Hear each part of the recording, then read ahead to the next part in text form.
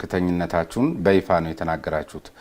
ትምክህተኝነት ደግሞ በጣም ዋጋ ሊያስከፍል የሚችል በታሪክም እንደምታውቀው የአንደኛውና የሁለተኛው ዓለም ጦርነት መነሻ ከነበሩ ምክንያቶችም አንዱ ነው። ይሄ አሁን አዲስ የተጀመረ አይደለም።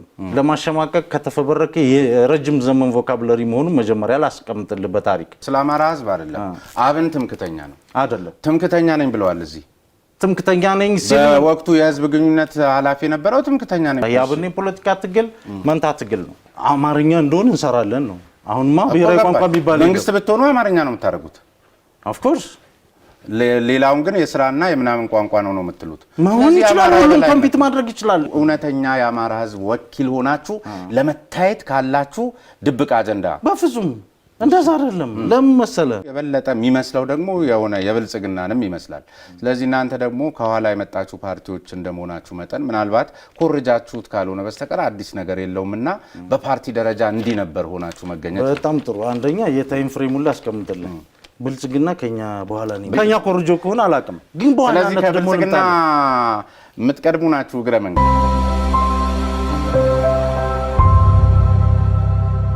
ቤት መግዛት ለምትፈልጉ አስደሳች ዜና! በዲፕሎማቲክ ሰፈር ሳር ቤትና በነፋሻማው አዋሬ ዘመናዊ አፓርታማ ከባለ 1 እስከ ባለ 3 መኝታ ከ20% ቅድመ ክፍያ ጀምሮ ቀሪውን ለእናንተ በሚመች መልኩ በ3 ዓመት ከፍለው የሚጨርሱበት። ሙሉን ለምትከፍሉ ደግሞ አስደናቂ የ35% ቅናሽ አዘጋጅተናል። ባለ 2 መኝታ 5.7 ሚሊዮን ብር ሲከፍሉ የ3 ሚሊዮን ብር ቅናሽ ያገኛሉ። ባለ 3 መኝታ 9.9 ሚሊዮን ብር ሲከፍሉ የ5 ሚሊዮን ብር ቅናሽ ያገኛሉ። በዶላር ሆነ በዋጋ ግሽበት ምንም አይነት የዋጋ ጭማሪ አናደርግም። ቤቶቹ ተመርጠው እያለቁ ስለሆነ ፈጥነው በ0948 77 76 72 ላይ ይደውሉ። መጡ። ከልብ አመሰግናለሁ። እጅግ አመሰግናለሁ። እሺ ወደ ጉዳያችን ስንገባ ያው ዘንድሮ ምርጫ ነው። 6ኛው ሀገር አቀፍ ምርጫ ይካሄዳል። አብንም እንደዚሁ ተወዳዳሪ ነው። አብን የምርጫ ምልክቱ ሰዓት ነው። ግን ሰዓት ላይ ያው እየተያየን ሆነብኝና ትናንትና የነበረን ቀጠሮ ተስተጓጎለ። ዛሬ እንደዚሁ አርፍደው ነው የመጡትና ኢትዮጵያ ውስጥ ብዙ ጊዜ የሚናገሩትን የሚኖሩ ፖለቲከኞች ጠፉ። ዋጋ እየከፈልን ያለነው በዚህ ነው። ቢያንስ አንድ የኛ ብራንድ ነው ለምንለው ነገር የሆነ ነገር ለዛ ጽኑ አቋም ሊኖረን አይገባም ወይ? በዚህ ሁኔታ ሰዓትና አብን እንዴት አድርገው አብረው ይሄዳሉ? ሰዓትና አብን በጣም አብረው የሚሄዱ ኮንሰፕቶች ናቸው። በሰፊው ስንገልጻቸው ነው የቆየ ነው። ላቅ ባለ በፖለቲካ ሐሳቤ ደረጃ ነው የሚወሰደው። በእርግጥ አፖይንትመንትም ወሳኝ ጉዳይ እንደሆነ እንገነዘባለን። ግን ኢንተርቪኒንግ ፋክተርስም እንዳሉ አብሮ መረሳት የለበትም። ጣልቃ የሚገቡ የህይወት ጉዳዮች አሉ። በመሰረቱ በቀጥታ አልነበረም እኔም ጋር ቀጠሮ የያዝ ነው። ያው እርስዎም ያውቁታልና በሶስተኛ ወገን ነው መረጃው የደረሰኝ። እኔ በዛ ሰዓት ጎንደር ነው ያለሁት ለስራ ማለት ነው። ለአብን የምርጫ ቅስቀሳ ጎንደር ነው የነበርኩት። ያው ማታ 11:40 ነው እንግዲህ የተመለስኩት። እርስዎ ጋር ጧት የነበረ ቀጠሮ ነው። አስቻይ ሁኔታዎች ስላልነበሩ ነው ስፔሲፊካሊ። ስለዚህ ምልክቱስ በራሱ ኢን ፕሪንሲፕል ከዛኛው አኳያ ስናየው አስቻይ ሁኔታ ውስጥ በሌለበት ሁኔታ ላይስ ነው ብሎ ምልክቱንም በዛኛው አንግል ትንሽ ስለሱ ቢያወሩ። ምንድነው ሰዓትን እኛ ስንጠቀም የሀገራችን የፖለቲካ ሁኔታ አጠቃላይ ምስቅልቅል ውስጥ አዘቅት ውስጥ የቆየ ነው በበርካታ ችግሮች ምክንያት። ስለዚህ ከዚህ ችግር የመውጫው ጊዜው አሁን ነው። ሌላ ምንም ጉዳይ የለውም። እኛ በበጎነት ሀገር በመገንባት ሀገር ክሪቲካል ችግሮች ላይ በወደቀች ጊዜ በዛ ረገድ በጽናት በመቆም በሐሳብም በተግባር የሚያረጋግጥን ድርጅት ነን። ምንም ይሄ ለሀገር በግልጽ የሚታይ ጉዳይ ነውና ስለዚህ አሁን ከአፍራሽነት ጋር ጊዜው አሁን ነው ሀገር ሊያፈርሱ ነው የሚለው ሪቶሪክ ጋር ፊት የሚያደርግ አቋም አይደለም። እኛ ያለን እኛ በህዝብ ጉዳይ በህዝብ ዘላቂ ሰላም በሀገር ህልውና አንድነት ጉዳይ የጸና ሐሳብ ነው ያለን። እነዚህን መሰረት አድርገን ክሪቲካል ፖለቲካል ውሳኔዎችን ወስነናል። አሁንም የምንቀጥለው ግን በዚህ በሀገር ህልውና ላይ ደግሞ አደጋ ናቸው ከሚባሉት ፓርቲዎች ወይም ደግሞ አጠቃላይ እንግዲህ ስጋት አለን የሚሉ አካላት የበዙበት ቢኖሩ ጣታቸውን እየቀሰሩበት ያሉ አካላት ቢኖሩ አብን ነው። እንዲያውም ምናልባት ታስታውሱ እንደሆነ የዚህ የለውጥ ዋዜማ አካባቢ በኢህአዴግ ጊዜ ይመስለኛል የኢህአዴግ አንዱ ስራ አስፈጻሚ አባል የነበሩት አቶ በረከት ስምኦን የዚች ሀገር የህልውና አደጋ ወይም ደግሞ የዚች ሀገር ቀውስ ምንጩ ከዚህ ክልል ነው፣ ተረጋጉ ወጣቶች አካሄዳቸው የሚል ነገር አስተያየት ሰጥተዋል። በሌላ በኩል አብንን ራሱ አቶ በረከት ናቸው ያቋቋሙት የሚል ነገር አለ። ምልህ ያው እንደ እንትንም ብናየው ዞሮ ዞሮ በእናንተ በኩል ሀሜትም ቢሆን መልስ ማግኘት አለበት። ግን ከዚህ ክልል የኢትዮጵያ አንዱ የግጭት መንስኤ ምንጩ ከዚህ ነው። ማነው ሌላ ጉዳዩን ግን አሁን የሚበዙት ደግሞ ወደ እናንተ ጣታቸውን ሲቀስሩ ምናልባትም እናንተ ራሳችሁ የሀገሪቷን አደጋ ከሉና ለመጠበቅ በሚል ነገር ብትንቀሳቀሱም ራሳችሁ የአደጋ ምንጭ እየሆናችሁ ነው በሚል ብዙዎች ናቸው የሚናገሩት። ትሰሙታላችሁ ብዬ አስባለሁ። እዚህ ላይ ምንድን ነው ሀሳቡ? በመጀመሪያ የሀገሩ ላንድስኬፕ የፖለቲካም የመረጃም ላንድስኬፕ በጣም ዲስቶርትድ የሆነ መሆኑ ከግንዛቤ ውስጥ መወሰድ አለበት። አሁን ማን ቅን ነው፣ ማን እኩይ ነው፣ ማን ትክክለኛ መረጃ ያቀርባል፣ ማን መረጃዎችን ያዛባል የሚል ሀገራዊ ማህበራዊ መግባባት ላይ ራሱ አይደለም ያለ ነው። ቱ ቢ ኦነስት ማለት ነው። ሚስ ኢንፎርሜሽን ዲስኢንፎርሜሽን ካምፔን ዘ ኦርደር ኦፍ ዘ ታይም ነው ማለት ይቻላል። አንድን የፖለቲካ አካል በተለይ በጎ የሆነውን ሀገራዊ የሆነው በቀጥታ ከማጥቃትም ባለፈ ካራክተር አሳሲኔሽን ስሜ ማጥፋት ገጽታ የማዛነፍ ስራ አንዱ ስምሪት ነው። ጽንፈኛው ሀገር ለማበላሸት ሀገር ለማፍረስ የሚንቀሳቀሱ የፖለቲካ ኃይል ሁሉ ከሰርጎ መግባት ጀምሮ ስም ከማጥፋት ጀምሮ ይሄ አንድ ዋና ስምሪት ነው። እንደ አብን ልምጣለህ። እኛ እንደ አብን ስንደራጅ የአማራ ህዝብ በፖለቲካ ፍረጃ ሰለባ ተደርጎ ያልነበረውንና ያልሆነውን ፍረጃ ሰለባ ሆኖ በርካታ ጥቃቶች ደርሶበታል። ይሄ ልዩ ጥቃት ስለተከፈተበት ልዩ የመከላከል ማዕቀፍ ያስፈልገዋል። ስለዚህ የመከላከል ማዕቀፉም እኮ ያው ፍረጃ ነው። እናንተም ይሄን ሲያረጉ ነበር የሚል ነው። ፍረጃ ሳይሆን መመከት ነው። መመከት አይደለም። ከረር ባለ ቋንቋ እንዲያውም በጣም ጥግ ድረስ ሄደ ጠርዘኝነት። ለምሳሌ በምን ማኒፌስት ያደረገ እኮ እሱን ልገልጽ ነው። ከዚህ በፊት እዚህ ከአብን ጋር አንድ ጊዜ ቃለ ምልልስ አድርጌያለሁ። በዚያ ደረጃ ትምክተኝነታችሁን በይፋ ነው የተናገራችሁት። ትምክተኝነት ደግሞ በጣም ዋጋ ሊያስከፍል የሚችል በታሪክም እንደምታውቀው የአንደኛውና የሁለተኛው ዓለም ጦርነት መነሻ ከነበሩ ምክንያቶችም አንዱ ነው። ከዚያ ባሻገር አንድ የፓርቲያችሁ ስራ አስፈጻሚ አባል ሲናገሩ የሰማሁትን ነገር እንግዲህ አንተም ታውቀዋለህ፣ ወይም ቃለ ምልልስ ነው የሰጡት። የህወሓትን ምልክት መጠቀም አይደለም ስሙን መጥራት በወንጀለኝነት የሚያስጠይቅ ስርዓት እንገነባለን የሚል ነገር ነው። ለምን ህወሓት የትግራይን ህዝብ ሰው እዛኛው ህዝብ መሀል ሄዳችሁ እኛ ያዘዝንልህን ማለት ከዚህ በላይ ጽንፈኝነት አለ ወይ? በጣም ጥሩ። አሁን እኮ ይሄ ነው ችግሩ፣ ዋናው የፖለቲካል ኦሪየንቴሽኑ ችግር ነው። አሁን በሀገራዊነት ደረጃ አንደኛ ጽንሰ ሀሳቦች ለፖለቲካ ፕሮፓጋንዳና ፍጆታ ይፈበረካሉ። ትርጉማቸው እና ይዘታቸው ምን እንደሆነ አይታወቅም። ትምክተኝነት፣ ጠባብነት፣ ጽንፈኝነት የሚባሉ በርካታ የፖለቲካ ቮካቡላሪስ እየተፈበረኩ ትምክት ማለት ራሱን ከሌሎች ሁሉ የበላይ ነኝ ብሎ የሚያስብና የሚያይ የራሱን ብሔር ከሁሉ በላይ ነው፣ ቅድሚያ ሊኖረው ይገባል። በዚች ሀገር ላይ ይሄን የነበረ ይሄን የሆነ ወደፊትም ይሄን ሊሆን የሚችል እዚህ መግቢያው ላይ ብንሄድ ለምሳሌ በሀገሪቷ የታሪክ ባለቤት፣ የባህል ባለቤት፣ የጥበብ ባለቤት እንደገና የአመራር ጥበብ በአስተዳደር ኦርደር ያስያዝን ብንነጋገርበት ይቻላል። እሱ ማለት ነው ትምክት። ዝም ብሎ ቃል አይደለም። በሱኛው ትምክት የሚለው ቃል በሱኛው የሚለው ቃል እኔ እንደ ሎየርም እኮ ነው ማናገር ምንድነው ኦብጀክቲቭ ስታንዳርድ ሊሆነው ይገባል። አንተ አሁን ይሄ ማለት ይሄ ነው ስትል ሪፈረንስ ራሱ የለህም። ለምሳሌ ማለት ነው ትምክት ከየት የመጣ ትምክት አሁን የአማራ ህዝብ አሁን ለምሳሌ ልንገርህ፣ ከቃሉ ጋር አንድ ነገር ልንገርህ። ይሄ አሁን አዲስ የተጀመረ አይደለም። ለማሸማቀቅ ከተፈበረከ የረጅም ዘመን ቮካብለሪ መሆኑን መጀመሪያ ላስቀምጥልህ በታሪክ 19 ቮካብለሪውን ኮንሰፕቱ ላይ ለማለት አይደለም። ኮንሰፕቱ አመጣጡ ራሱ እኮ ፖለቲካሊ ፋብሪኬትድ የተደረገ ነው የፖለቲካ ሜሴጅ ለማስተላለፍ ዝም ብሎ እኮ ያረፍተ ነገር የቃላት መደርደርን ጉዳይ እኮ ስላልሆነ ነው።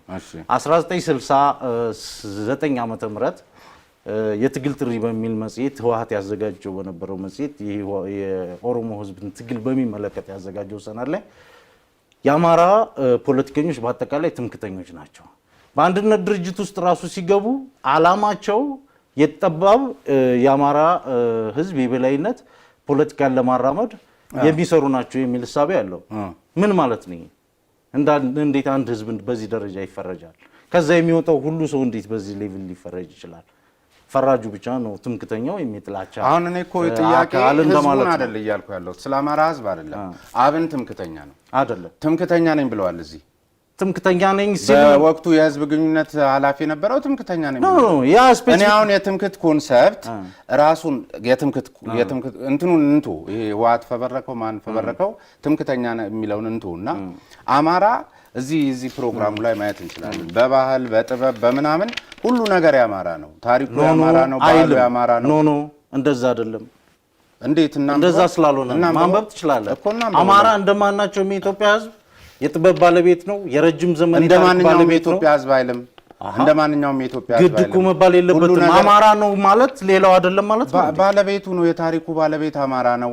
የጦርነቱ የጀግንነቱ የአርበኝነቱ ምን የሚያከራክር አማራ ጀግና ነው ብሎ መሄድና ከሁሉ በላይ ግን የሁሉንም ተሳትፎ ደግሞ ዋጋ ሳይሰጡ ማለት አውዱን መረዳት አለብህ። የፖለቲካውን አውድ የምንናገርበትን ስለ አማራ ህዝብ ነው እየተናገረን ያለ ነው። እንደገና ፓርቲ ነኝ ትላላችሁ። ቬሪ ጉድ። ሁለቱም አብረው ስለሚሄዱና አብን ይሄንን የሚያስኬድ ብቸኛ ፖለቲካል ሞዴል ስለሆነ በኢትዮጵያዊነት ሽፋን አህዳይነትን ለማራመድ ነው። አህዳይነት የኛ ጽንሰ ሐሳብ አይደለም። እሱን ላስረዳህ። የአብን የፖለቲካ ትግል መንታ ትግል ነው። አንድ ጉዳይ ከተማሪዎች እንቅስቃሴ ጀምሮ በልዩ ሁኔታ የአማራው ህዝብ በመደብ መጣ በብሔር የተደራጀው ሁሉ አዘንድ ኦፍ ዘ ዴይ ህዝቡ የተፈረጀበትና የተጠቃበት ሁኔታ ነው ያለው። በዚህ በፖለቲካ ፕሮሰስ ውስጥ ኢሊቱን የአማራ ህዝብ ገዢ መደብ ምናምን በሚል ሪቶሪክ የተጀመረው ሁሉ መጨረሻ ህዝቡን ዋጋ እያስከፈለው ነው። አሁን በጅምላ አማራ እንደሚገደል ታውቃለህ። ይሄ ፋክት ነው። በየሚዲያው ሪፖርት የሚደረግ ጉዳይ ነው። የዛ ተረክ ውጤት ነው። ይሄ ተገቢ አይደለም። በልዩ ሁኔታ አማራ ተብሎ ጄኖሳይዳል አክሽን ሁሉ እየተፈጸመበት ያለ ህዝብ ስለሆነ ይሄ መቀልበስ አለበት ነው። ይሄንን ሌላ አካል ሊሰራው እንደማይችል ደግሞ ተረጋገጠ። ለ60 ዓመት ለ50 ዓመት ሊሰራ አልቻለም። አብን የተመሰረተው አንደኛ ይሄ ትክክል አይደለም፣ ይሄ መመከት አለበት ነው። ወንጀሉ ራሱ መዘገብ አለበት። ወንጀለኛው በሚፈጽምበት የአእምሮ ክፍል ወንጀሉ መነገር አለበት። the primary responsibility ማለት ነው። ወንጀሉን ካልተናገርክ መፍትሄ ልታገኝ አትችልም። ታንክ ዩ። ይሄንን ማድረግ ግን ታክቲካል ነው ሙቭ። አሁን የኢትዮጵያ ፖለቲካ ላይ የብሔር ፖለቲካ ሞቢላይዜሽኑ ሂስቶሪክ ነው፣ ረጅም ጊዜ ነው። እንደዚህ ጥፋ ስትለው እንደሳት እፍ ስትለው የሚጠፋ አይደለም። ፊሎሶፊካል ፋውንዴሽን ያለው ማደራጃ ነው ብለን አናምንም እኛ። የዘርና የሃይማኖት ፖለቲካ ለኢትዮጵያ የመጨረሻው ግብ ተደርጎ መያዝ አለበት የሚል እምነት የለም። እናንተ እንደሱ አይደል እንደገባችሁ ያዛችሁት? በፍጹም ያው እኔ እኮ ምክትል ሊቀመንበሩ ይሄው እኮ ታዲያ ምንድነው የሚለው በመግቢያው የአማራ ህዝብ በረጅሙ የኢትዮጵያ ታሪክ ውስጥ ጉልህ ድርሻ ያለው ህዝብ መሆኑን ጠቅሳችሁ በሰው ልጅ ታሪክ ውስጥ የመጀመሪያ ከሆኑ ስርዓተ መንግስታት አንዱን ያቆመ የካበተ አስተዳደር ጥበብ ባለቤት ስላለፈ ነው። ችግር የለውም እኮ ከአማራ ውጪ እኮ የምትናገሩት ነው። ይሄ ህዝብ ሪኮሌክሽን አለው አልኩ እኮ። ይሄ ስለ ኢትዮጵያ ብዙ ነገር ነው የምንናገረው። ስትራቴጂክ ሰነድ አለን። ስለ ፖለቲካ አቅጣጫችን ከየት ወደ የት እኮ አለ። ስለ ኢትዮጵያ ለምሳሌ እዚህ ጋር በቋንቋ ረገድ የኢትዮጵያ ብሔራዊ ቋንቋ አማርኛ ነው። ፕሮግራማችሁ አማርኛ እንደሆነ እንሰራለን ነው። አሁንማ ብሔራዊ ቋንቋ ቢባል መንግስት ብትሆኑ አማርኛ ነው የምታደርጉት። ኦፍ ኮርስ ሌላውን ግን የስራና የምናምን ቋንቋ ነው የምትሉት። መሆን ይችላል። ሁሉም ኮምፒት ማድረግ ይችላል። ይኸውልህ አንድ ሞዴል ላስቀምጥልህ። አሁን ጉዳዩን እኮ ዳውን ቱ ቮካቡላሪና መፈክር ስለምንወስደው ነው ፖለቲካውን አሁን ኢትዮጵያ ውስጥ ያለው ችግር። የመጀመሪያው ነገር እኮ ምን ይደረጋል? አንድ ነገር ልምጣልህ። መፈክር እኮ እንድናረግ ያረጋችሁ ራሳችሁ የእናንተ ትርክት አሁን እኔ አልተደረገም አልሆነም ምናምን እያልን አይደለም። በቃ የአማራ ህዝብ ላይ የሆነ ነገር እየደረሰ ነው። የሆነ ነገር አይደለም በጣም ትልቅ ነገርና የዘር ማጥፋት ለመከላከል የምትሄዱበት መንገድ የበለጠ ደግሞ ይሄን የሚያፋፍም የሚያጋግልና በተለይ ይቺን ደግሞ የመጣችው እውነተኛ የአማራ ህዝብ ወኪል ሆናችሁ ለመታየት ካላችሁ ድብቅ አጀንዳ በፍጹም እንደዛ አይደለም። ለምን መሰለ አፍተር ኦል እኛ የፖለቲካ የሥራ ስምሪታችን የኑሮ ወደታችን አይደለም። ኢትዮጵያ ውስጥ እንደተለመደው ፖለቲካ የየራሳችን ስንመሰረት ታዲያ የሥራ ወደታችሁ ሳይሆን አሁን እውነት ለአማራ ህዝብ ታግላችሁ ልታችሁ ይሄ ነው ችግሩ። ምንም ጥያቄ የለውም። ፖለቲካን ስራ አድርጎ የሚሰራ አካል መጥፋቱ ነው ዛሬ እንደ ሁለተኛ እንደ ፓርት ታይም ስራ አኮስንት ነው እኮ እኔ ስመጣልህ ወይ አሁን መንገድ ላይ የምትይዝበት ሁኔታ ነው እንጂ ያልገባኝ እኛ አብንን ስንመሰረት ይህንን ፖለቲካ ዲፋይን አድርገን ስትራቴጂ ጎል አስቀምጠን በአማራው ህዝብ ዘርፍ ያለውን ትግል በኢትዮጵያዊነት ዘርፍ ያለውን ትግል እንዴት ነው መሀል መንገድ ሚዛኑ መጠበቅ የሚቻለው በሚል ነው የመጣ ነው። ባህር ዳር ከተማ ጣና ጀልባ ላይ መታሰራችንን ታውቃለህ። 18 ልጆች 18ቱም የመንግስት ስራ፣ የግል ስራ፣ የዩኒቨርሲቲ መምህርነት ስራ ያለ ልጆች ነን። ኦልሬዲ ኢስታብሊሽድ ነው ስለ ስራችን። ጉዳዩ የህዝብ ጉዳይ ስለሆነ ነው የገባንበት ማለት ነው እንጂ ስራ ፍለገ ወደ ስራም የለውም። የራሳችንን ገንዘብና ጊዜ ነው ኤክስፔንድ ስናደርግ የነበረው። በርካታ ስራዎቻችንን የግል ስራዎቻችንን መንገድ ላይ ጥለን የገባንን ማለት ነው ባጭሩ። ይሄ መሰረታዊ ጉዳይ ስለሆነ አይደለም። ኢንፋክት እንደው የተለመዱ መስመር አይደለም ለማለት ነው እንጂ ጥሩ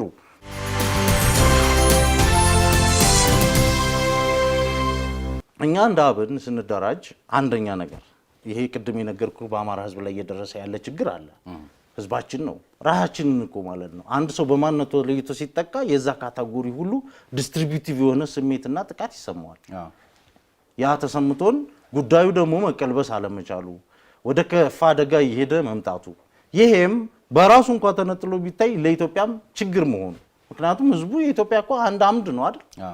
ይሄንን ማላላት ማለት እኮ ኢትዮጵያንም ማፍረስ ነው። ኦኬ ልክ ሌላውንም ህዝብ ስትነካ እንደሚፈርሰው ሁሉ ማለት ነው። የህዝብ ተፈርጆ በዚህ መንገድ መጠቃቱ አንድ ትክክል አይደለም። ሁለተኛ በኢትዮጵያ በታሪክም በፕሮሰስም ተሳትፎም ቀላል የሚባል ህዝብም እኮ አይደለም። ይሄም ድናይ ሊደረግ አይገባም። ይሄ ህዝብ እንደዚህ ተፈርጆ በዚህ ሌቭል ሲጠቃ ከጎኑ የሚቆመው አካል ደግሞ እየሳሳ መምጣቱ በአንድነት ድርጅትም በብሔር ድርጅትም ያለው ሁሉ ዘገባ እንኳን ሽፋን ሊሰጠው አልቻለም። ይሄ እኮ ተፈትሾ የተረጋገጠ ጉዳይ ነው። ስለዚህ አትሊስት ችግሩን የሚነገር ተደራጅቶ የፖለቲካ ስራ የሚሰራለት በትክክለኛ ልጆቹ ደግሞ የሚወከልበት ሁኔታ በብሔር ፌዴራሊዝም ውስጥ እኮ አማራ እንደ ህዝብ ከሽግግር ጊዜ ቻርተሩ መረቀቅ ጀምሮ በህገ መንግስቱ ጉባኤ አጠቃላይ ሂደት ውስጥ እኮ የተሳተፈ ህዝብ አይደለም። ይሄ ሁሉ በደል ነው የደረሰው እኮ። ለምን አብን ወደፊት አያይም ነው የኔ ጥያቄ። ወደፊት ነው እኮ ወደፊት ባለፈ ታሪክ ላይ መንጠልጠል። አሁን በነገራችን ላይ በሌላ ቅኝት ደግሞ አንዱ የአማራ ህዝብ እየተጠቃ ነው የሚባልበት ወይም ለመጠቃቱ በምክንያትነት የሚቀርበው የድሮ ገዢ መደቦች ወዘተርፈ ነገሌ እንዲያርጓል እንዲ በሚል ነው። ያንኑ መድገም ለምሳሌ በሽግግር ጊዜ ብቻ የተወከለበት እንዲህ ያለፈ ታሪክ ላይ ተንጠልጥላችሁ ከህወሓት ጀምሮ ማለት ነው ሊሆን ይችላል። የአማራን ህዝብ በዚያ ዛሬም እንዴት ስለ ህወሓት ታወራላችሁ? ህወሓት ወርቋል ብላችሁ ዛሬም በምርጫ ትርክትና የምርጫ እንቅስቃሴያችሁ ላይ ዛሬም ስለ ህወሓት ነው የምትናገሩት። ወደፊት ለምን? በጣም ጥሩ። አንደኛ ነገር ያለፈው ችግር ዳፋው እዛው ይቆም አይደለም። አሁን የቀጠለ ነው። ቆይ ልምጣል እንጂ እኔም ልናገር እንጂ የቀጠለ ጉዳይ ነው። ሁለተኛ ነገር በዚህ ችግር ምክንያት ውጤቱ አሁን የምንኖረው ነው። ላይቭ እየኖር ነው ያለነው ጉዳይ ነው። ሰም ኤሌመንት በታሪካዊ ሰንሰለት የፈጠሩት የኛና የነሱ ፖለቲካ አማራው እንድጠቃ መደላድሉን በመፍጠር ሂደት ያመቻቹት አጠቃላይ ለጥቃት ህዝቡን ያጋለጡበት ፖለቲካ አለ። ይሄ ሌጋሲያቸው ነው። ከዛ ያለፈ ግን በቀን ከቀን ስምሪት ያለውን ነገር ሁሉ እነሱ ናቸው ለማለት ይቸግራል። ምክንያቱም ለመሰለ እነሱ አማራ ጠሉን ትርክት የፈበረኩት ቢሆንም በሂደትና በጊዜ እርዝመት በርካታ ሺህ ጄሌ አንጋቢዎችን ማፍራት ተችሏል። ገብቷል። አሁን እነዛ ውጤቶች ናቸው አሁን በየአካባቢው ህዝቡንም ጥቃት እየሰነዘሩበት ያለው። እስቲ አሁን እኛ ስለማየቱ በመገለጫ ወደፊት ስለማየታችን ባለፈው ምርጫ ታስታውሳለህ? ምርጫ በኮሮና በሽታ መተላለፍ አለበት የለበትም ምርጫ ሲባል ሁሉም ጽንፈኛ አካል በተጨማሪ እንደገና የተወሰነው አካል ምንድነው ያለው? ይሄ ማዕከላዊ መንግስት መፍረስ አለበት፣ ማንዴት የለውም፣ የሽግግር መንግስት መፈጠር አለበት የሚል አቋም ነበር የተወሰደው። በዚህ ጎራ እንግዲህ በበጎ ምልከታም የተሳተፉ ይኖራሉ። ህወሓትን ጨምሮ ደግሞ የህወሓት ብሎክ አለ። አላማው ግልጽ ነበር። ያብን አቋም ምን ነበር? ይሄ አሁን ባለንበት ፖለቲካ ውስጥ የህዝባችን ዘላቂ ጥቅም የሀገራችን አንድነትና ሉዓላዊነት ሊጠበቅ የሚችለው ማዕከላዊ መንግስቱን ኢንተግሪቲ በጠበቀ መልኩ የሽግግር ጊዜ ተፈቅዶ ሁላችንንም አሳታፊ ያደረገ ብሔራዊ ውይይትና ድርድር ተደርጎ ፍትሃዊ አማካይ ላይ መድረስ መቻል ነው የሚል ውሳኔ ማስተላለፉን አትረሳውም። ያ ማለት ምን ማለት ነው? በጥሬ ስልጣን ግብግብ በጊዜያዊ ፍላጎትና ቀድሞ በደረሰው ችግር ብሶት ምክንያት ከመታጠር ይልቅ ፎርዋርድ ሉኪንግ። ስለዚህ ገዢው ፓርቲ ያሻግረን ብላችሁ ፈቅዳችኋል ማለት ነው? አልፈቀድንም። ምን ማለት ነው ታዲያ? ገዢው ፓርቲ አይደለም ያሻግረን ብሎ የፓርላማ እንትና ያልነው እኛ ፓርላማ ኮሚሽን ሁሉ እንዲቋቋም እኮ ሰጀስት አድርገናል። ዞሮ ከዚያኛው ጎራ በምን ይለያል? እንዴት ከዚህኛው የሽግግር ካሉት አካላት የሽግግር ማለት ምን ማለት መሰለ? ከዚህም ያለ ኃይል መጥቶ መሀል ላይ ተቀምጦ የሽግግር መንግስት ጊዜያዊ መንግስት ያቋቁሙ ነው። የእናንተስ ምንድን ማለት ነው? ይሄው መንግስት ማለት ያ መንግስት ደግሞ ምን አይነት መንግስት ይሆናል መሰለ? 1983 ተመስርቶ የነበረው አይነት መንግስት። እናንተ ግን ይሄኛው በዚህኛው መንግስት ማዕቀፍ ስር ነው ጥያቄያችሁን ያቀረባችሁት። ጊዜያዊ ነው ይሄ ትራንዚሽን። ዞሮ በአእምሮ በሞራል ተሸንፋችኋል። እሱን ያሻግረን ብላችሁ ፈቅዳችሁ የሰጣችሁት ይበልጠናል እያላችሁት እኮ ነው። ኖ ያሻግረን የሚባል ቃል የለውም። አንደኛ ነገር ሁለተኛ በመንግስት ላይ እኮ ከፍተኛ የሰላ ትችት እኮ አለ። በዛው እኮ በነበረው ጊዜ እኮ ለውጥ እንቅስቃሴ ከነበረበት ጊዜ አንስቶ ይሄ የኮሮና ወረርሽኝ አካባቢ ላይ ጭቅጭቅ እስከተነሳበት ጊዜም ድረስ እኮ መንግስት በርካታ ስህተቶችን ፈጽሟል እኮ። የሰብአዊ መብትን መጠበቅ እኮ አልቻለም። የዜጎችን ነፃነት ማስከበር እኮ አልቻለም። ይሄ እኮ ትችታችን ላይ ሁሉ አለ። በቀጣይም ደግሞ ስራ መስራት ያለበት መሆኑንም እኮ አስቀምጠናል። ጉዳዩ ምንድነው? አሁን የመንግስታዊ ስርዓትን ለጊዜያዊ ለውጥ ማድረግ ሳይሆን አስፈላጊነት ያለው አጠቃላይ ወደ ብሔራዊ መግባባት ምዕራፍ መግባት አለብን። ሽግግር መንግስት ደግሞ ለዚህ አስቻይ አይሆንም ነው ይተረንፍና የተበላሸ መንግስት ያመጣብናል። እኔ አሁን ለነገሩ ወደፊት ማየት ምንለው እኛ ጋር የሚያወላዳ ወደፊት የማየትን ኮንሰፕት ያነሳውበት አንዱ ምክንያት በነገራችን ላይ አሁን በተለይ ባለፉት 3 ዓመታት ብዙ ነገሮች ሳናውቃቸው ዝም የተባሉና ግን በጣም ችግር እየፈላ መሆኑን የሚያመላክቱ ነገሮች አሉ። ልክ እንደ ማንኛውም ህዝብ እናንተን በተለይ የሚደግፉ የአማራ ክልል ወጣቶች የስራ አጡ ቁጥር በጣም በከፍተኛ ሁኔታ እየጨመረ ነው። በየሌሎች ክልሎች ላይ የሚገኙ የአማራ ወጣቶች በተመሳሳይ ስራ ከማጣታቸውም በላይ በሀሳብ የሚቆዝቡበት ሁኔታ ነው ያለው። ስለዚህ እንደዚህ ልክ አሁን ምርጫ እንደመሆኑ መጠን ህብረተሰብ ቤት መግዛት ለምትፈልጉ አስደሳች ዜና በዲፕሎማቲክ ሰፈር ሳር ቤትና በነፋሻማ አዋሬ ዘመናዊ አፓርታማ ከባለ 1 እስከ ባለ 3 መኝታ ከ20% ቅድመ ክፍያ ጀምሮ ቀሪውን ለእናንተ በሚመች መልኩ በ3 ዓመት ከፍለው የሚጨርሱበት። ሙሉን ለምትከፍሉ ደግሞ አስደናቂ የ35% ቅናሽ አዘጋጅተናል። ባለ 2 መኝታ 5.7 ሚሊዮን ብር ሲከፍሉ የ3 ሚሊዮን ብር ቅናሽ ያገኛሉ። ባለ 3 መኝታ 9.9 ሚሊዮን ብር ሲከፍሉ የ5 ሚሊዮን ብር ቅናሽ ያገኛሉ። በዶላር ሆነ በዋጋ ግሽበት ምንም አይነት የዋጋ ጭማሪ አናደርግም። ቤቶቹ ተመርጠው እያለቁ ስለሆነ ፈጥነው በ0948 77 76 72 ላይ ይደውሉ። ሰቡን ሊለውጡ የሚችሉ ነገሮች በሳይንስና ቴክኖሎጂ፣ በኢኮኖሚ ዘርፍ፣ በማህበራዊ ዘርፍ እንዲህ ያሉ ራዕዮችን ይዛችሁ ስትንቀሳቀሱ በየመፈክሮቻችሁ እንኳን ይህን ስታሰሙ አንሰማም። ለምንድን ነው?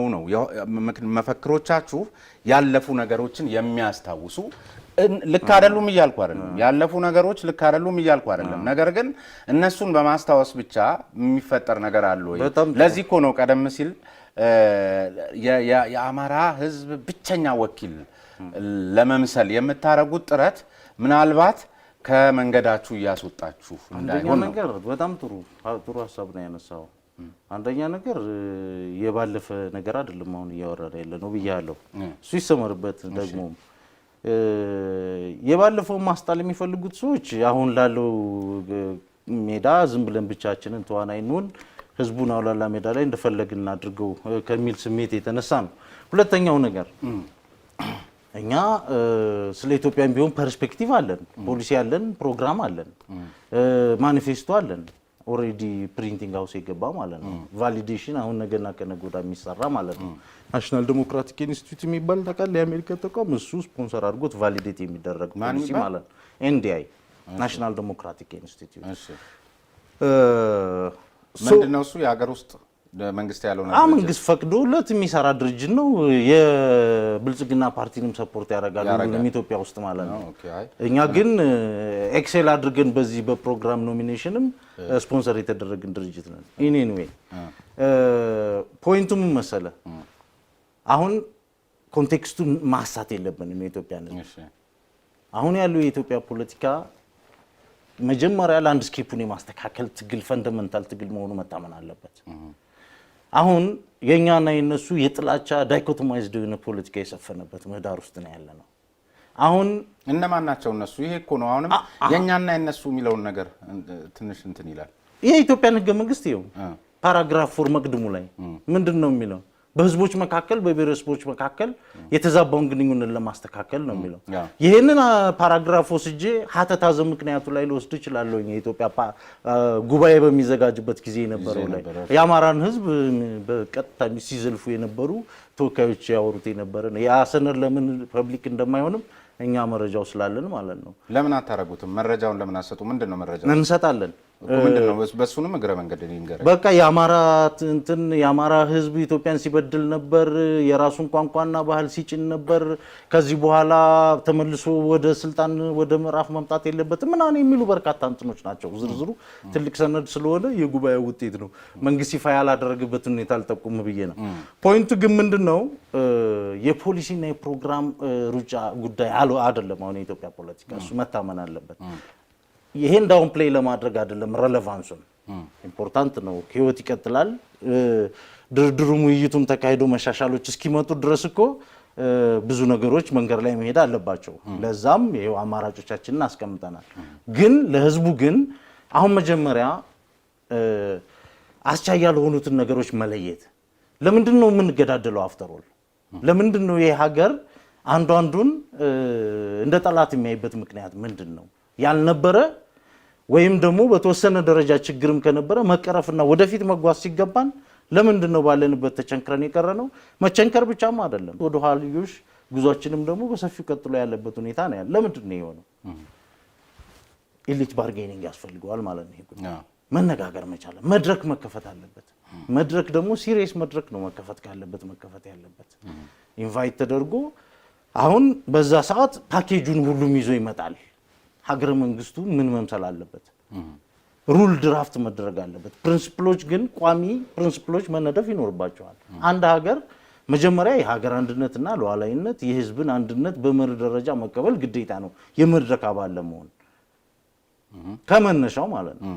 በሀገር ማዕቀፍ የሚሰራ ጉዳይ እንደመሆኑ መጠን ሀገር ክደህ የዚህ መድረክ አባል ልትሆን አትችልም። ሶ ፈንዳመንታል። ምክንያቱም ባልተመቸ ጊዜ መድረክ እየረገጥክ ልትወጣ ነው ማለት ነው። እንደዛ አይሰራም። መድረኩ ካርቭ ከተደረገ በኋላ ለሁሉም የሚሰራ ፍትሃዊ አማካይ ማግኘት ይቻላል። ሌላም ሀገር የተሞከረ ጉዳይ ነው። የሚያቅቱ ጉዳዮች ካሉ፣ የኤክስፐርት ጉዳዮች፣ ሳይንቲፊክ ጉዳዮች ካሉ ገለልተኛ ባለሙያዎች እየመጡ የታሪክም ጉዳይ ካለ መነታረኪያ መሆን የለበትም። ባለሙያዎች አሉ። አክቹሊ ያለፈ ነገር በቀጥታ ያሁኑን ነገር ሁሉንም ነገር ድፋይን ማድረግ አለበትም ሊባል አይገባም። ግን ለውቀት ያክል ደግሞ የታሪክ ባለሙያዎች ባለቤቶች አሉ። ሂስቶሪዮግራፊ አለ፣ የአጻጻፍ ስልት አለው። ቀጥታ ታሪክን የፖለቲካ ማደራጃ ማድረግ ነው ለዚህ ሀገር የጎዳው። ካውንተር ናሬቲቭን ማምጣት ያስፈለገ ለዚህ ነው። ምክንያቱም ችግር አመጣ ነው።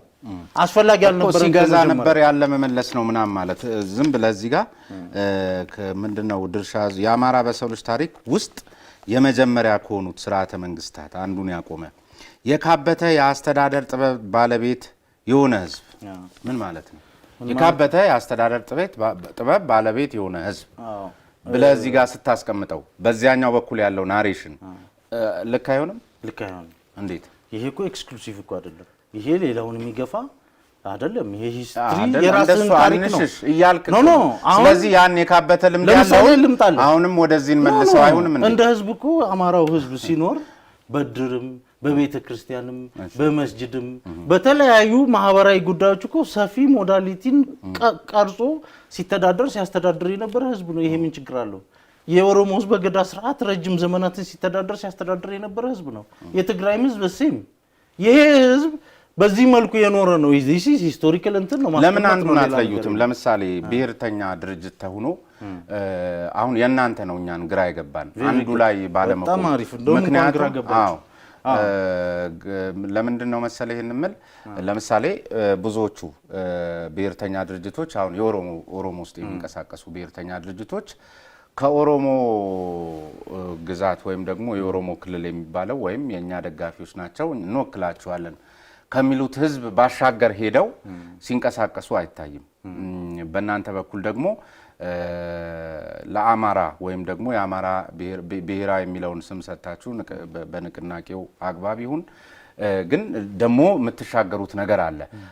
አንዳንዴ ብዙ ህዝብ የአማራ ህዝብ ሁሉም ቦታ ይኖራል የሚል ምክንያት ሊኖር ይችላል። ግን በስፋት ማይኖሪቲ በሆነበትም ቦታ ላይ ራሱ ሰፊ እንቅስቃሴ ለማድረግ የሆነ ነገር ገባ ወጣ ብቻ አለና በራሱ አታካሮ ላይ የተመሰረተ አይነት ምናልባት ቀደም ሲል አቶ በረከት ብለውት ነበረ ካልኩ ጋር የዚች ሀገር መቃወስ መነሻ ምንጩ ከዚህ ክልል ነው ሲሉ እናንተን ይሆነው መጀመሪያ እንደው ይሄን ቃል ከመጣው አይቀር አቶ በረከት የሚባሉ ሰውዬ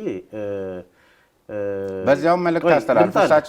እሳቸው ናቸው የእሳቸው ድርጅት ነው የሚል ማአት እዚህ ከተማ ሰው ነገር ታዲያ በረከት ስምኦን የኢትዮጵያ የፖለቲካ መስመር የማደራጃ መርሁ የብሔር ፌዴራሊዝም ሲሆን በ1983 የሽግግር መንግስቱን ጨምሮ የህገ መንግስቱ ስርዓት እና የፌዴራል ስርዓቱ ሲዋቀር በአማራ ህዝብ ላይ ራሱን የማይወክሉ ነገር ግን ሹምባሽ ሆኑ ለሌላ የፖለቲካ አደረጃጀት አሳልፈው ጥቅሙንና ማንነቱን ልጆቹን ያስረከቡ ስብስቦች በአማራ ህዝብ ላይ ተጭነው ነበር። ይሄ ኮሎኒያል አድሚኒስትሬሽን በምንለው ደረጃ ነው ከወሰድከው ማለት ነው። የዛ ዋና ተዋናይ እሳቸው ካልሆነ እሳቸውን ይሄ ሰውዬ በዛ ሰዓት ሁሉ የአማራ ክልል መንግስት ከፍተኛ ባለስልጣን፣ የፌዴራሉ መንግስት ውስጥ ከፍተኛ ባለስልጣን፣ የባዕደን መስራችና የባዕደን አደራጅ ከዛም ባዕደን መንግስት ነበር። የአማራ ክልል መንግስት በፌዴራሉም አንድ ስቴክ ሆልደር ነበር። ስለዚህ በውጤት ደረጃ መጨረሻ አማራ ክልል ላይ ችግር ከመጣ በዚህ ፕሮሰስ ምክንያት ተጠያቂዎች ራሳቸው ናቸው። ይህን ፖለቲካ በዋናነት በሉዓላዊነት ማኔጅ ሲያደርጉት የነበረው ህዝቡ ሳይሆን እሳቸው ነበሩ። ማንንም ብሌም ሊያደርጉ አይችሉም። አፍተር ኢፌክቱን ኦኬ በኋላ ወጣቱ እንዲኩ ነው እሳቸው በፈጠሩት ምክንያት እሳቸው ናቸው ባዴን ያው ዋናው ተዋናይ እሳቸው ናቸው የነበሩበት ለማለት ነው። ከዛ ውስጥ ማንንም መናገር ስለማይችል ማለት ነው። በነገራችን ላይ ሊቀመንበር አልነበሩም። ኖ ማስተር ማይንድ እሳቸው ናቸው። እሱ በተለያየ አግባብ የተገለጸ ነው። አንተም ስማቸውን ማንሳት ያስፈለገ ሌላውን ማንሳት ያስፈለገው ኮምፓራቲቭ ሬሌቫንሳቸው ከባድ ስለሆነ ነው። ሪላቲቭ ቦታቸው የባዕድን ማስተር ማይንድ መሆናቸው ስለሚታወቅ ነው። ሌላ ምክንያት እኮ የለውም። እና አቶ በረከት አብንን ሊፈጥሩት አይችሉም። ምክንያቱም እንደዛ ካደረጉ በጣም የሚገርም አይነት ነገር ነው።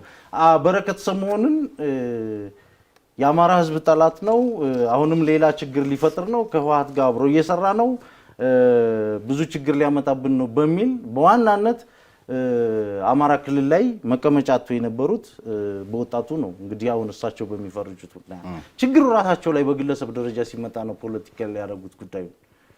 ስለዚህ እሳቸው አይወክሉትም፣ እሳቸው አይደለም። እሳቸው ሊወክሉት አይችሉም፣ ግንኙነትም የለውም። ግን ምን መሰለ የሚጠላ አካል ግን ብዙ ጊዜ አሁን እኛ ላይ ግን ይሄን ታውቃላችሁ መቼም የትም አላመጣሁትም።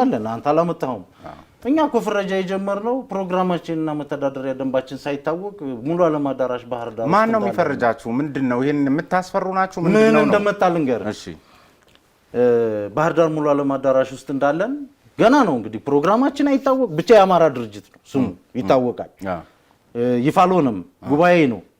የትግራይ ኦንላይን ምን ብሎ አውጥቶ እንደነበር ታውቃለህ? ደርግ በአዳራሽ እየተሰበሰበ ነው ብሎ አውጥቶ ካን ዩ ቢሊቭ ዚስ። በአንዳንድ ጊዜ እኮ ምንድነው መሰለህ ፍረጃው ሀ ብሎ የተጀመረው መድረኩም ያስደነግጣል። ለምሳሌ አሁን እዛ መድረክ ላይ የፓርቲው ሊቀመንበር የነበሩት ይወቅቱ ምንም እኮ ነገር ሳይባል ነው የተጻፈው ነው ያልከው ለነበሩ አካላት የተሰጠ መለኮታዊ ምላሽ ነው በሚል ቃል ነው ራሱ የገለጹት እሳቸው እና እንዴ ለምን ቢያስደነግጥ ምን ችግር አለ? እንዴት ምንድነው የሚገርም እንዴት ያስደነግጥ ህዝቡ for a long period of time ተደራጅቶ አሁን ስለ ፍልስፍና እኮ አይደለም ስለ ፕራግማቲዝም ነው እያወራ ነው። ይሄ ህዝብ እኮ ተፈርጆ ተጠቃ ይሄንን ህዝብ መከላከል ሳይቻል ኖረ።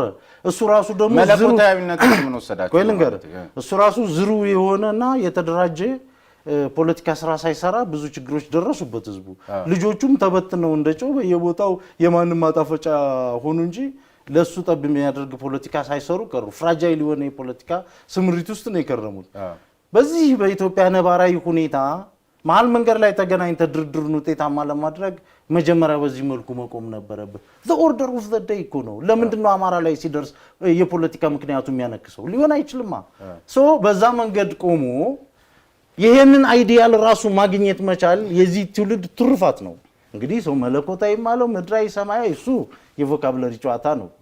ምንም ትርጉም ቮካብለሪ ግን ዋጋ የለውም በፖለቲካ ውስጥ በጣም እዚህ ሀገር መለኮታዊ ማለት አሁን እንግዲህ ፖይንቱ አይደለም። ቆይ እንጂ እዚህ ሀገር ላይ አሁን ትልቁ ጸሎት አድርጊ ነው ቢሉን ችግር አለው። መለኮታዊ እንደዛ እኮ ነው። አቶ ዩሱፍ እዚህ ሀገር ላይ ምልህ ከእውነታው አንውጣ። ብዙ በቃ አሁን ያስቸገሩ ነው ያሉ ጉዳዮች ቢኖሩ አንድም በብሔር ነው አንድም በሃይማኖት አይደለም ነው ምንም ፋክት ነው። ስለዚህ አለኩ በዛኛው በኩል ያለው ወገን መለኮታዊ ምላሽ ነው ስትለው ያ ትርክት ደግሞ አለ። እናንተም የምትሉት የህወሓት ናሬሽን አለ። የአንድ ሃይማኖት የበላይነት የአንድ ባንዲራ የአንድ ቋንቋ የሚል ነገር አለ።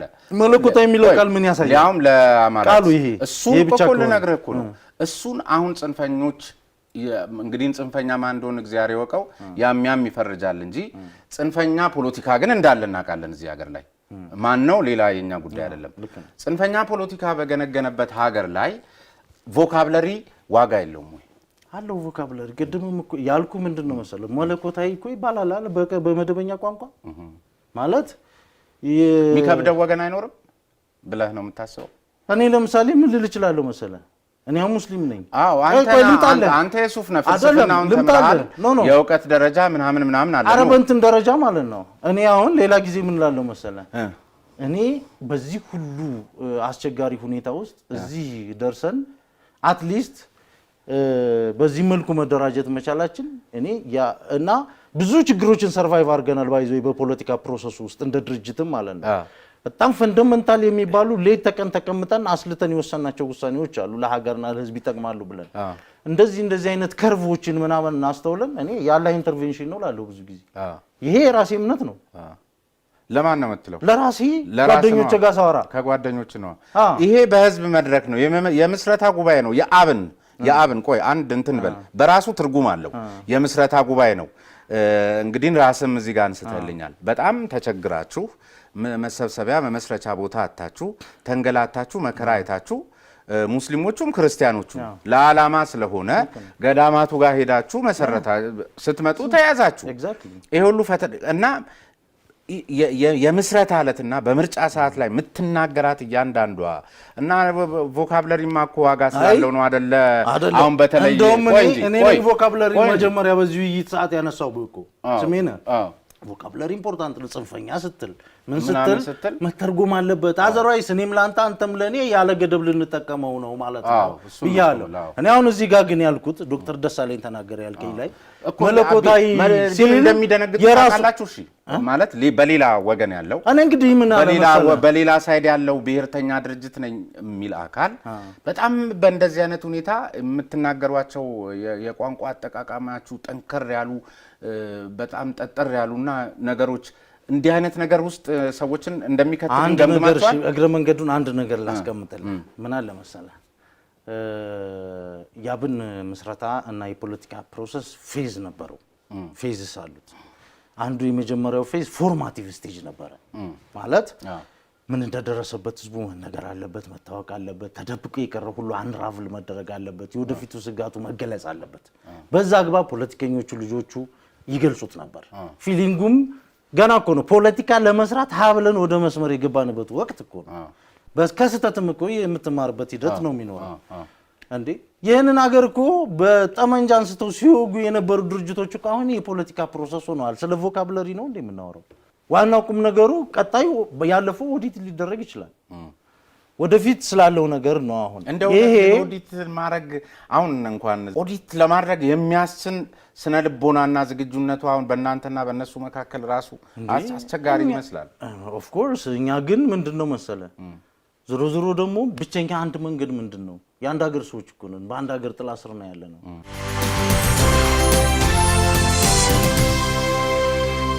እኛ መገንጠልን አንደግፍም። በአንድ ፖለቲካ ማዕቀፍ መገንጠል የሚደግፍ አለ ሌላ መገንጠል የኢትዮጵያ ህገ መንግስት ይደግፍ የለ እንዴ? መገንጠል አንቀጽ 39 ካነሳው አውድ አኳያ ምን ትምትለኝ? በቃ የኢትዮጵያ ፖለቲካ ፋብሪክ መገንጠልን ይፈልጋል ማለት ይደግፋል፣ እንደ መብትም ያረጋግጣል። እኛ ግን ይሄንን አንቀበልም። አንዱ መሻሻል አለበት ከምንለው የፖለቲካ አንቀጽ ውስጥ ይሄ ነው። ምክንያቱም የአንድ ሀገር ማህበረሰብ እሳቤ ኢንዲስትራክተብል መሆን አለበት ብለን እናስባለን። አሜንድመንቶች እንዳሉ ሆነው ኦዲት መደረግ ያለበት እንዳለ ሆኖ የአብን የፖለቲካ ፕሮሰስ እስከ ሆነ ጊዜ ድረስ ፎርማቲቭ ስቴጅ ነው። ያችን ይዞ በማጦዝና በማራገብ ብዙ ፕሮፓጋንዳ ተሰርቷል እናውቃለን። ፕራክቲካሊ ደግሞ አብንም ራሱን ገምግሞ በእርግጥስ ፖለቲካዊ ምልከታዬ እንዴት ነው መሆን ያለበት? ሪቶሪኩስ ምንድን ነው መሆን ያለበት? የፖለቲካ አቅጣጫውስ ምን መሆን አለበት? በሚል ብዙ ነገሮችንም ሪፎርም አድርጓል። ውስጣዊ ሪፎርሞችን ሁሉ ሰርቷል። ብዙ ነገሮችንም አስተካክሏል። ለበርካታ ታሪካዊ ውሳኔዎች በቅቷል። አሁንም ግን ሀገራዊ ምልከታው ምን እንደሆነ ልንገርህ። አማራ ስለሆንክና የአማራ ድርጅት ስለሆንክ በሀገራዊነት ረገድና በወደፊት ስላለህ ራዕይ የተለየ የማስረዳት ሸክም ያለብህ ይመስላችኋል? ትክክል አይደለም። እሱ የምትሰራው መሬት ላይ ያለው ነው መገምገም ያለበት። ምንድን ነው የሆነው? ኦኬ አብን ጽንፈኛ ምናምን ይባላል። ጽንፈኛ ማለት ምን ማለት ነው? አንደኛ ሀገራዊ መግባባት ያስፈልጋል። በቃሉ ላይ ቅድም ተነጋግረናል።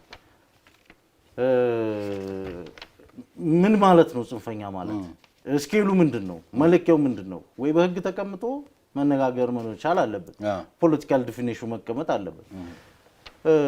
ሀገርን ለማዳን በበጎነት የተሰለፈ ነው። ምንድን ነው ጽንፈኛ ማለት? ጠመንጃ ይዞ ህዝብን የገደለ ነው። በዚህ ማስረጃ አለ የለም? ጽንፈኛ ማለትማ ግልጽ እኮ ነው። ጽንፈኝነት ማለት አሁን እኛ ጽንፈኝነት ነው የምንታገለው። ባይዙኝ በኢትዮጵያ ፖለቲካ ውስጥ አብን ታክቲካሊ ተደራጅቶ ከዲያሎግ ባሻገር ያለ አካሄድ ሁሉ ጽንፈኝነት ነው። ከዲያሎግ ውጭ ጠመንጃ ለምሳሌ እንደ አማራጭ የሚጠቀም ጽንፍ ነው። እኔ ያልኩን ካልሰማ ሐሳቤን በግድ ተቀበል፣ በጉልበት ካልሆንክ ታንክ ዩ ቬሪ ማች። እኛ እንድናውስ ነው የምናደርገው። ከኢትዮጵያ ፖለቲካ ስፔስ ውስጥ እንድጠፋ ነው የምንፈልገው። ፕሮግራማችሁ ግን ዝም ብሎ የተጻፈ አይደለም፣ ተግባር ላይ ልታውሉት ነው። ተግባር ላይ የዋለ ጊዜ አሸነፋችሁ ብለን ተግባር ላይ ለመዋል ከሞከራችሁ ከናንተ በላይ ጽንፈኝነት ከየት ይመጣል? ባህሉ ሁሉ የንትን በዚያ ላይ ደግሞ በሚገርም ሁኔታ ይሄ እኮ ፓኬጅ ነው። አሁን ለምሳሌ እኔ ንገረኝ፣ እኛ አሁን ኢትዮጵያዊ ቪዥን አለን፣ የአማራ ህዝብ ወኪል ነን። በጣም ይቻላል። አዲስ ሞዴል ስለሆነ ነው ሰው ኮንፊውዝድ የሆነው። ምን መሰለ አማራ የራሱን ፓኬጅ ይዞ ይመጣ ነው። አሁን ይኸውልህ እንደዚህ ነው ፖለቲካን የሚያምታቱና በአንዱ ሽፋን ወደ አንዱ ለመሄድ የሚሻገሩ ስማቸውን ሌላ አድርገው ኮንሰርናቸው ሌላ የሆኑ አካላት በዚህ መንገድ ነው ጽንፈኝነት እንደውም በደንብ የሚያብበውና ጉልበት የሚኖረው። አይደለም፣ እንደዛ አይደለም። አብን ኒው ሞዴል ነው። አይዞ ይሄን በደንብ ካፕቸር እንድታረጉትም ስለምፈልግ ነው። የአማራ ህዝብ አደረጃጀት አልነበረም። ጽኑ አደረጃጀት እንደኛ ግምገማ ማለት በተላላኪነት በሌላ አግባብ ሊኖር ይችላል። ያ ራሱ አንዱ የትግላችን ምዕራፍ አካል ነው ማለት ነው። ህዝቡ በሚፈልገው ተላላኪነት ማለት ይሄው አተላላኪ የሆኑ ሳተላይት ድርጅቶች ነበሩ። በአደል ለምሳሌ ራሱ ድርጅቱ እኮ የገመገመው ነው የምነግርህ። አሁን ያለው የአማራ ብልጽግና ከአዴፓ ወይም ከባድን የተለየ ነው ብላ እሱ ሌላ ጉዳይ ነው። ቆይ ጥያቄ ልመልስልህ። ምክንያቱም ባድንም አንድ ስንታገለው የነበረ ድርጅት ነው። እሺ እኛ የተመሰረት ነው አማራው የማያወላዳ ውክልና ያስፈልገዋል። ሲወከል በራሱ ልጆች በኢትዮጵያ የፌደራል ስርዓቱ ተስማምተን ሌላ ፎርም እስካላስገባ ነው ድረስ የፖለቲካ ትርክቱንም ቀይረን ወደ ሌላ በስምምነት ሌሎች ወንድሞች ጋር በራውንድ ቴብል ተቀምጠን እስካልቀየር ነው ድረስ ኔይቭ ልንሆን አንችልም። አማራ ብቻውን የሚንሳፈፍበት የፖለቲካ ስርዓት አዋጭ አይደለም። ብቻውን ነው እየተጎዳ ያለው። እንደውም ጠቅላይ ሌላ የኢትዮጵያን የብቻዬ ባለቤት ነኝ የሚል መንፈስ በማስረከብ የአንድነት ድርጅት ውስጥ ሁሉ ያለው አማራ ነው። ስለዚህ ዓላማው አንድ ቋንቋ፣ አንድ ሀገር፣ አንድ ምናምን የሚል ሪቶሪክን ለማስቀጠል ነው እንቅስቃሴው። በመደብ ትግሉም ውስጥ ያሉት ይሄ ነው ዓላማቸው የሚለው የ1969 የትግል ጥሪ የህወሓት ዶክመንትም እስካሁን ድረስ ያለ ነው። ይሄ መቀየር አለበት። አንደኛ እኛ የምንፈልገው የራሳችንን ድርሻ ነው በኢትዮጵያ እንጂ የማንንም መጠቅለል አንፈልግም። እንደ አማራ ድርጅት ነው የምነግርህ። የአማራ ድርጅትነታችን እኮ ምንም ጥያቄ ውስጥ የሚገባ የለም። የኢትዮጵያንን ስንል እኮ አሁን አት ዘ ሴም ታይም ኢትዮጵያዊ ዳይሜንሽን ምልከታለን ስንል የኦሮሞ ድርጅቶች የሲዳማ ድርጅቶች ልጆች መጥተው ሀገራዊ ማዕቀፍ አብረን መስራት እንችላለን ማለት ነው። ይሄ እኮ እኛ ግን ከማዕከል ለመውጣት አማራውን ለመገንጠል ወይም ሌላን ህዝብ በጠላትነት ለማየት ለመፈረጅ የተደራጀን የፖለቲካ እንቅስቃሴ አይደለንም። በዚህ መልኩ ነው ልዩነት ያለን። በጠላትነትማ አታዩም። በጠላትነት የታየነውን ነገር መልሰን ማስተካክለን ወደ ነበርንበት ተመልሰን ግን ደግሞ በስር እስከ ተገዛ ድረስማ ጠላት እኮ ኖ ወደ ነበርንበት የሚል ነገር የለም እኮ። ወደ ነበርንበት ማለት ምን ማለት ነው? ወደ ነበርንበት ድህነት እንመለሳለን እንዴ? ለምሳሌ የእርሻ አስተራረስ እንመለሳለን እንዴ? ወደፊት ነው እንጂ ፎርዋርድ ሉኪንግ ነው። ኦዲት የሚደረገው ጥፋት ብቻ ነው። ጥፋትም ደግሞ በታሪክ በሺህ ዓመት ምናምን አይደለም ጉዳዩ። አሁን ላይቭ ጥፋት ውስጥ ተዋናይ የሆኑና የሽግግር ፍትህ አካል ትራንዚሽናል ጀስቲስ አካል መሆን ያለበት ስብስብ አለ፣ ፓኬጅ አለ። እሱ እንግዲህ ሀገራዊ መከፈት ይኑርና ምንድነው ችግሩ የደረሰው እዚህ ሀገር በምን ምክንያት? ኦኬ ጉዳት የደረሰበት ህዝብ አለ፣ አካባቢ አለ፣ ዜጋ አለ፣ እውቅና ይሰጣት ሊስት ሶ አሁን ወደፊት ምንድነው ሞዳሊቲው? እንዴት ነው ልንወጣ የምንችለው? ግን ይሄንን ማን ያቅተዋል ማለት ምንም እኮ ፓርቲ ያስፈልገው ሙቁና ይሰጥ ብሎ ለምን ሳይሰራ ነው? ለምሳሌ ለኮሱ ነው እኛ ስለ ማህበራዊ አንቂዎች ሊሰሩት ይችላሉ። እኛ ከአንድ የፖለቲካ ፓርቲ የሚጠበቁ ጉዳዮች አሉ። ለምሳሌ በዋናነት ለአማራ ህዝብ ወይም አማራንም ወክለን እንደ ኢትዮጵያ እናስባለን ስላላችሁ አጠቃላይ እዚህ ጋር አሁን የተመለከትኳቸው ነገሮች አሉ። ከዚህ ከተፈጥሮ ጋዝ፣ የቱሪዝም ሀብት፣ የውሃ ሀብት እንደዚህ መሰረተ ልማትን፣ መሬትን፣ ኢንዱስትሪን፣ ግብርናን በተመለከተ ፓኬጅ ነው ብለኛል። እንደ ፓኬጅ እንኳን የተቀመጠው ነገር የተለየ አዲስ ነገር የለውም። ብዙ ፓርቲዎች ጋር የምናየው ነገር ነው። ፕሮግራማችሁ ላይ አዲስ ነገር ይዛችሁ ብትመጡ ደስ የሚያሰኘውና የተሻለ ነገር ለዚህ ወደኋላ ቀደም ሲል እንዳልከው ከዚያኛው አይነት የእድገት ደረጃ መውጣት የሚያስችል ነገር አላየውም። ሞር ደግሞ የበለጠ የሚመስለው ደግሞ የሆነ የብልጽግናንም ይመስላል።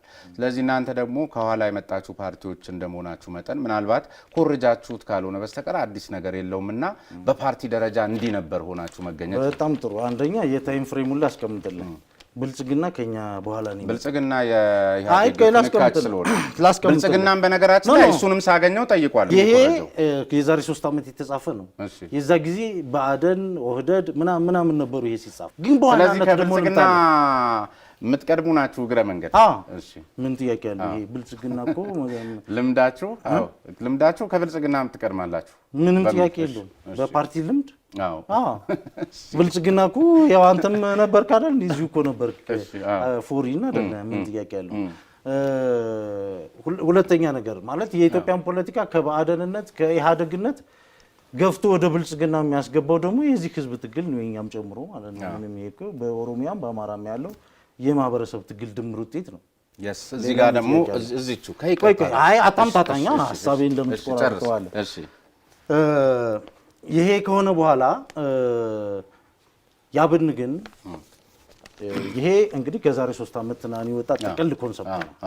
አሁን ምርጫ አለ። የምርጫ ማኒፌስቶ ኦሬዲ ሬዲ ነው ብያለሁ። አይ ዊል ጊቭ ዩ ምሰጥ ዝርዝር ጉዳዮች ስላሉት ነው።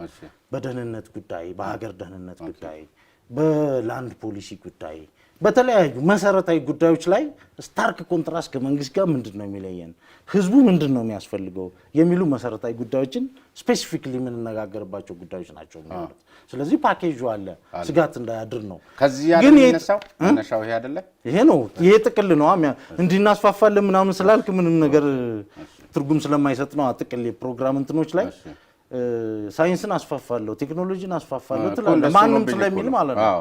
ስፔሲፊክ ስትራቴጂክ የማስፈጸሚያ ፓኬጅ ሁሉ ያስፈልጋል። ኢኔብሊንግ ሎስ ያስፈልጉታል፣ የማስቻያና ተግባራዊ ማድረግ።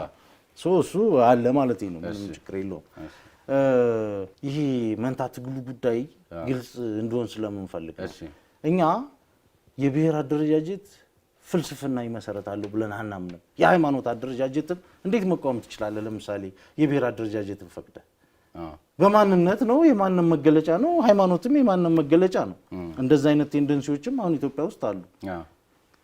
ህገ መንግስቱ አንቀጽ 11 ላይ ስላለ መንግስትና ሃይማኖት የተለያዩ ናቸው ስለሚል ብቻ ነው እንጂ በክርክር ደረጃ ማስወገድ አትችልም። ኦኬ እኛ ፍልስፍና ይመሰረታለው አዋጭ ነው የምንለው ፖለቲካ ግለሰብ ተኮር የሆነ የሁሉንም ዜጎች መብት የሚያስከብር እኩልነትን፣ ፍትህን፣ ዴሞክራሲ ስርዓትን ገንብቶ የሚያልፍ ስርዓት በአጠቃላይ በፖለቲካል ፊሎሶፊው ዘርፍ ኮንስቲቱሽናል ዴሞክራሲ እንለዋለን። ያ ዘርፍ ነው አዋጭ እንደሆነ የምንፈልገው ኢትዮጵያ ውስጥ እንድመጣ። ግን ደግሞ ግብዝ አይደለንም። ነገ ይመጣል ልንልህ አንችልም። የድርድርና የውይይት ውጤት ነው የሚሆነው። ይሄ ሂስቶሪካሊ እኮ በጥላቻ ተፈራርጀው ሀገርን ጭምር በጥላቻ ፈርጀው እኮ ለዘመናት የተደራጁና የሚንቀሳቀሱ ቡድኖች የኖሩበት የፖለቲካ ምህዳር ነው። ብዙ ቀውስ ተፈጥሯል። ይሄንን ዲሞቢላይዝ ማድረጉና ሀገራዊ ኮንሰንሰስ ማምጣቱ ሰፊ ውይይትንና መቀራረብን፣ የህዝብ ለህዝብ ግንኙነትን ማጠናከርን የመሳሰሉትን ስራዎች ይጠይቃል በሰፊው ማለት ነው። እንደዚህ በሚሆንበት ጊዜ ደግሞ የኛ አደረጃጀት ለምሳሌ 1983 ኢሊት የሆነ የአማራ አሁን እንደኛ አይነት አደረጃጀት ኖሮ ቢሆን የኢትዮጵያ ፖለቲካን ያግዝ ነበር፣ ወደ ችግር ውስጥ እንዳይገባ እገዛ ያደርግ ነበር ብለን እናምናለን። አሁንም ይሄ ነው አላማችን። ጀኒውን የሆነ ስንመጣ በመሃል ላይ ፍትሃዊ አማካይ ካልቸርና ሪሊጂየስ መገለጫዎች እኮ ፕሮቴክሽን ይፈልጋሉ፣ ኢንሃንስ መደረግ አለባቸው። ሰው እኮ በመንግስት ስርዓትም ውስጥ ቢገባ በቋንቋው ነው የሚናገረው። የፖለቲካ የሚገለጹበት ዳይሜንሽን አለው። ይሄ ካልቸር ነው ልትለው አችልም። ቋንቋን ስፔሲፊካሊ የኤንጂኦ ስራ አድርገህ ማለት ነው ወደ ፖለቲካው የሚሳቡበት ምክንያት ይኖራል። በፍርድ ቤቱ በፓርላማው በምንኮ ኮንስቲትዩንሲ ሌቭል ነው የምትወክለው። ያ ኮሚኒቲ የራሱ መገለጫ አለው። ሎወር ዳይሜንሽንስ ኦፍ ሰልፍ ካታጎራይዜሽንም እኮ አሉ። በአንድ ትልቅ ህዝብም ውስጥ እኮ አይነት ፖኬቶች እኮ አሉ። እነዛ ሁሉ ዴሞክራሲ ዲሴንትራላይዜሽን እና ኢኮኖሚክ ፕሮግረሱን ማምጣት በሚያስችል መልኩ ቀስ እያልን የምንሰራው ስራ ነው። ዘለን የምንሄደው አይደለም።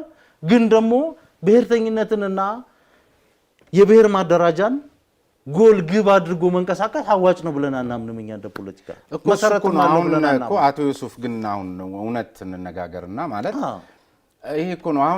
አሁን አንተ ስትናገር በቃ ሊበራል ነህ፣ ሊበራሊዝም ነው አብን ብዬ ነው የምወስደው ስትናገር። ስትጽፉት ደግሞ በቃ እኮ አብዮታዊ ዲሞክራሲ ናቸው። ኖ ሊበራል አይዲዮሎጂ ነው። ሊበራል ለዘብተኛ አላችሁት፣ እዛ ጋር ለዘብተኛ አላችሁት። ለዘብተኛ ንግግር ግን ንጹህ ሊበራሊዝም ነው።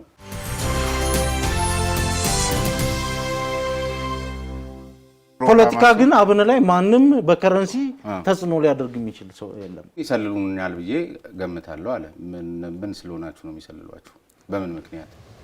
አብን የአማራ ህዝብ ላይ የሚዘራው ፍረጃ ቀጥተኛ ወራሽ ነው፣ ሰለባ ነው። ይሄ እኮ ነው አሁን ሁለት የተምታታ ነገር። ምን ይሰራላችኋል እናንተ? ስለ ኢትዮጵያ አይደል የምታወሩት? መሬት እኮ መሀል እዚህ እንትን አለ አይደል? እንዲህ በየቦታው ባዶ መሬት እሱ አይደለም ጭብጡ። ሁለታችሁም አንድ ህዝብን እንወክላለን የምትሉት ህዝብ በዚህ በኩል ይጠቃል እያላችሁት፣ በዚህ በኩል እንከላከላለን የምትባባሉት ሁለት ፓርቲዎች ደግሞ እየተፈራረጃችሁ፣ ችግር የለውም መፈራረጁ ፕራይመሪሊ ከየትኛው ኳርተር እንደሚመጣ ስለምናውቀው ችግር ሁለታችሁም ታውቃላችሁ።